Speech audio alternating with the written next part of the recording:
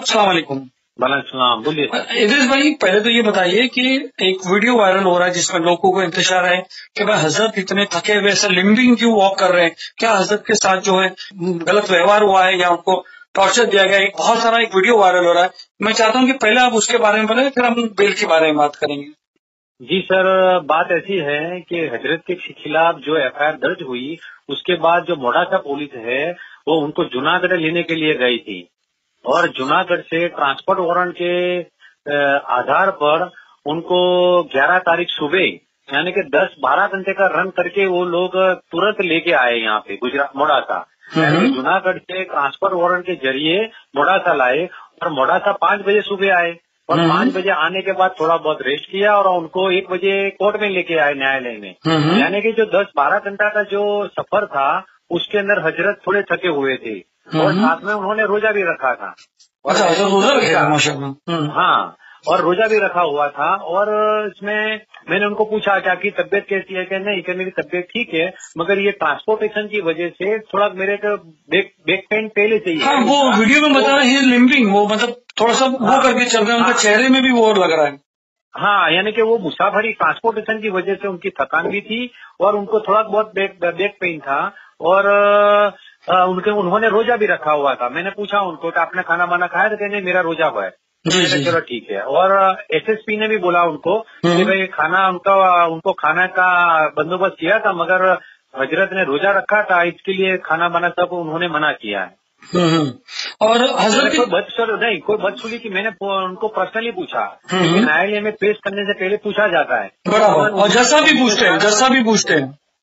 हाँ, और मैंने भी उनको पहले पूछा कि आपके साथ कोई बदतमीजी की है, किसी ने कोई गाली गलौज से कहे, नहीं मुझे कोई दिक्कत नहीं है। कैसा व्यवहार हुआ है? लोग जानना चाहते हैं। लोगों ने सोचा कि जो है मुंबई से जब एटीएस लेके गई थी यहाँ से गुजरात पुलिस, तो यहाँ पे मुंबई के उनके जो चाहने वाले थे उनमें एक तरह से एक नाराजगी थी कि भाई ऐसा लेके गए, क्योंकि यहाँ के वकील लोग बोले ऐसा ले जा नहीं सकते, और जो भी हो वो लेके चले गए, लेके जाने में कामयाब है। उसके बाद से लोगों को फिक्र है कि हजरत की वहां पर गुजरात पुलिस हजरत से बदतमीजी करती होगी, क्या करती होगी। तो क्या लगता है आपको हजरत को देख के? नहीं, मैंने पर्सनली कल मैं उनके साथ ही था, पूरा 5-6 घंटे उनके साथ था और मैंने उनके बहुत अच्छी तरीके से बात की और उनको मैंने पर्सनली भी पूछा। जब पुलिस नहीं थी उसके बाद भी मैंने पूछा कि आपके साथ कोई बदसलूकी की है, तो उन्होंने बताया कि मुझे पुलिस गुजरात की यानी कि मोडासे की पुलिस ने उनको तू तक की बात नहीं, सिर्फ आप करके बात किया है। माशाल्लाह, क्या बात है। और ये जो जैसे बताया कि गाड़ी से उतर रहे हैं और थोड़ा वॉक कर रहे हैं, मतलब थोड़ा लिंपिंग कर रहे हैं, तो वो उसका भी उन्होंने बताया कि क्या बताया उन्होंने? बैक पेन था। यानी बैक पेन की वजह से थोड़ा थकान थी, रोजा था, इस वजह से यही है। पक्का ना सर ये?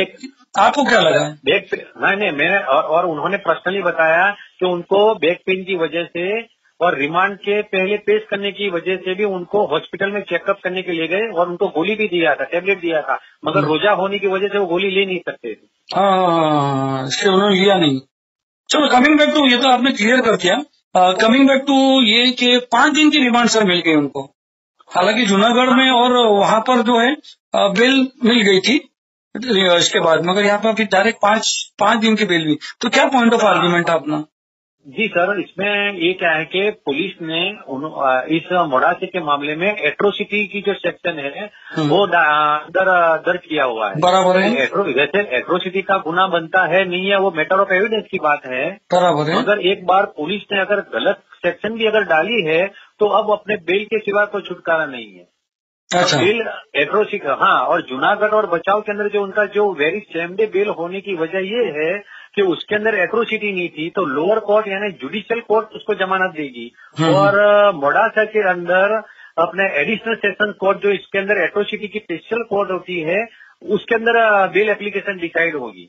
अच्छा, मगर वो तो अभी जब तक पुलिस कस्टडी है तब तक तो बेल एप्लीकेशन डाल भी नहीं सकते। नहीं, रिमांड अगर इनका रिमांड 17 तारीख को सुबह 10:30 बजे खत्म हो जाएगा, तो 17 तारीख को इनका रिमांड खत्म होगा तो उसी दिन अपने बेल एप्लीकेशन फाइल होगी और फिर 19 तारीख को मेरे ख्याल से हियरिंग में आएगी और 20 तारीख को ऑर्डर होगा। ये मगर पुलिस तो सेकंड रिमांड भी मांग सकती है, मांगेगी। उसकी अपनी तैयारी क्या है? कोर्ट देगी नहीं। कोर्ट ने वैसे कोर्ट किसी को बोलती नहीं है, मगर इसके अंदर थोड़ा बोला था कोर्ट से कि भाई ये आपको पहले से ही ज्यादा दे दिया है, अब जो भी करना है 17 तारीख को पेश कर दो बस। अच्छा, यानी यहाँ अंदर वहाँ पर ये बात थी। आपको क्या लगता है जज साहब को जब आप लोग ने आपका डिफेंस किया तो क्या मतलब डिफेंस था और प्रोसिक्यूशन क्या था और डिफेंस क्या था? प्रोसिक्यूशन ये था कि भाई इन्होंने ये थोड़ा एग्रेसिव भड़काऊ भाषण दिया हुआ है, जो स्पीच है वो एग्रेसिव थी, उसके लिए एक समाज के अंदर दुश्मनावट पैदा हो सकती है ऐसी है, इसके लिए एफआईआर दर्ज हुई है। और हमने बोला कि हमने ऐसा कुछ बोला नहीं है, हमने तो सिर्फ ऐसा बताया कि भाई मुसलमानों की जो हालत है वो दलित से भी खराब है। तो हमने ऐसा नहीं बोला कि दलित खराब है, हमने तो ये बोला कि भाई दलित अच्छे और मुसलमान खराब है। एक सच्चर कमेटी की जो रिपोर्ट पेश हुई है संसद के अंदर, तो सच्चर कमेटी की रिपोर्ट के जरिए उन्होंने बताया, ये हमने दलित पेश की है। फिर जज साहब का क्या मतलब इसके ऊपर वो था? जी सॉरी, जज साहब ने मतलब इसको क्या लिया आपने जब ये बोला? जज साहब ने ये बोला कि भाई चलो आपको ये प्रोग्राम आपने बनाया ये है, तो किसी को भी ऊंचा किसी को भी नीचा अपने बोलने की जरूरत क्या है। जब धार्मिक अगर प्रोग्राम करते हैं तो आप धार्मिक मुद्दे बताओ, पॉलिटिकली मुद्दे क्यों लेते हैं, ऐसा ऐसा किया। मगर ये पुलिस जो है यूं कि भाई ये हजरत है ज्यादा दिन तक जेल में रहे, इसके लिए रिमांड के लिए गलत इश्यूज लेके आए कि भाई इनके पास फंडिंग कहाँ से आता है, ये कहाँ से आए थे, बॉम्बे से यहाँ किस तरह आए, मोड़ासा के अंदर उन्होंने उनको कितना पैसा दिया गया, ये कोई इसके पहले कोई प्रोग्राम कोई एक्टिविटीज एंटी सोशल के एंटी नेशन कोई एक्टिविटीज की है कि नहीं, इनके खिलाफ और कोई मुकदमे है कि नहीं, ऐसे करके अपने रिमांड एप्लीकेशन दी थी। तो अपना डिफेंस क्या था इस पे, जो फाइनेंस की बात थी कि इनको पैसा कौन देता है? अभी रिमांड अपने कम करने के लिए अपने आर्ग्यूमेंट की थी, मगर कोर्ट ने जो पहले 1 नंबर के जो आदमी था उसको 4 दिन का दिया था, इसके लिए इनको भी 4 दिन पूरे यानी 4.5 दिन तक के रिमांड दिए हैं। अब इंशाल्लाह हो जाएगा बेल तो यहीं से हो जाएगी। हमको बट आपने कहा ये मजिस्ट्रेट कोर्ट है, बेल आपने कहा कि एडिशनल जज के पास होगी। हाँ, ये स्पेशल कोर्ट यानी सेशन जज के पास ही जाएगी। अगर 3-4 दिन जैसे ही रिमांड खत्म होते हैं तो 3 या 4 जेल कस्टडी होगी, जुडिशियल कस्टडी हो जाएगी। हाँ, जुडिशियल फिर हियरिंग होगा, उसके बाद फिर ऑर्डर होगा। अच्छा, जुडिशियल कस्टडी होगी तो कौन से जेल पे ले जाया जाएगा उनको? यहाँ मोड़ासा की जेल यहाँ अच्छी है। बाई चांस यहाँ अपने 500 200 या 250 केजी के लिए अरेंजमेंट होता है, यहाँ जेल अच्छी है। अच्छा, फिर उसके बाद आप लोग बेल एप्लीकेशन डालेंगे वहाँ पर? हाँ, हमारी तैयारी ऐसी है सर कि हम 17 तारीख को उनका 10:30 बजे रिमांड खत्म होता है, तो 17 तारीख को ही हम 1 या 2 बजे तक हम बेल हम पुट अप कर देंगे ऑनरेबल कोर्ट में। अच्छा, अगर जब तक एक और केस आ गया तो क्या करेंगे, उसकी क्या रेमेडी आपने ली आपकी वकीलों की टीम ने? क्योंकि आपने देखा कि एक खत्म होता है तो दूसरा आ रहा है, दूसरा खत्म होता है तीसरा आ रहा है, तो क्या आपकी वकीलों की टीम ने उसकी क्या बंदोबस्त किया है? हाँ, उसके लिए जो मुफ्ती साहब है उनके बड़े भाई से ताल्लुकात हुए हैं, उनके साथ थोड़ी गुफ्तगू हुई है, तो उन्होंने अभी गुजरात हाई कोर्ट के अंदर जाने के लिए और एडवोकेट से बात की है कि भाई एक खत्म होता है दूसरा होता है, तो इसके लिए कोई ठोस एक्शन लेने के लिए हाई कोर्ट के अंदर पिटीशन करने की तैयारी की है। पिटीशन करने की तैयारी है। तो ऐसे केसेस में आप क्या सजेस्ट करना चाहोगे? ऐसे केसेस में क्योंकि 3 बार उनका 3 एफआईआर लिखी गई है, ऐसे केसेस में आप क्या सोचेंगे? हाई कोर्ट प्रीफर करते हो कि ये प्रीफर करते हो आप सेशन से बेल लेना? इसमें क्या होता है कि जब तक ये यहाँ से बेल नहीं होगी, इतने में यहाँ बेल हो जाए तो बहुत अच्छी बात है, क्योंकि यहाँ बेल हो जाएगी इतने में फिर अपने हाईकोर्ट के अंदर अपनी मैटर आएगी नहीं बोर्ड पे। नहीं, हाईकोर्ट में तो आप बता रहे हैं जो लोग जानना चाहते हैं, क्योंकि बहुत सारे लोग सवाल करते हैं क्या यार लोग हाईकोर्ट क्यों नहीं जा रहे, हाईकोर्ट क्यों नहीं जा रहे हैं, तो मैं जानना चाहता हूँ कि कानूनी जो हाईकोर्ट की क्या रेमेडीज है ऐसे केसेस में?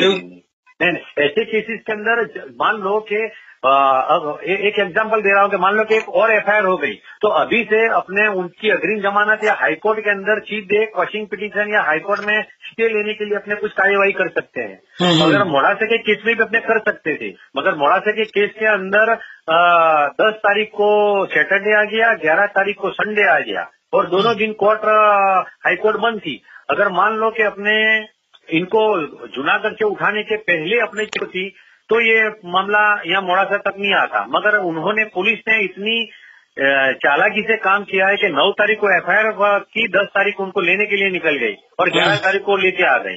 इसके लिए अपने को जो चांस जो मिलना चाहिए था वो मिला नहीं है। अच्छा, कुछ लॉ एक्सपर्ट्स कह रहे थे कि जो ये बॉम्बे में यहाँ से लेके गए थे तो यहाँ पर भी कुछ ऑप्शन था इनके पास। हाँ, मगर हजरत से मेरी बात हुई थी कि भाई उनको जो बुलाया गया कि भाई मुंबई में कि भाई आपको अरे जूनागढ़ में भी, तो उन्होंने खुद बताया कि भाई मैं स्टेटमेंट दे दूंगा तो केस तो खत्म हो जाएगा। है ना, हजरत को थोड़ी सी ऐसी थी कि भाई ये इतना मामला गंभीर नहीं है। बहुत बहुत शुक्रिया आपका हमारे से बात करने, डिटेल में बताने, क्योंकि यहाँ पर बहुत सारे इदरीस सदा साहब बहुत यहाँ पर लोगों में इंतजार था कि हजरत की वीडियो देखिए, लोगों को ऐसा लगा, आपने बता दिया कि वो रोजे में थे और उनके साथ कोई बदसलूकी नहीं की गई। एक बहुत अच्छी बात है, एक बहुत अच्छा खुलासा हुआ, लोगों की कम से कम इतनी तसल्ली तो होगी कि हजरत सही सलामत है। नहीं, बहुत अच्छा है यार। नहीं, कोई टेंशन लेने की, कोई भी है अपने इनके मोहब्बत करने वाले, किसी को टेंशन लेने की जरूरत नहीं है। यहाँ सब अच्छा है, बस ये परेशानी है कि थोड़ी जेल कस्टडी है, हो जाएगा सब। बहुत बहुत शुक्रिया।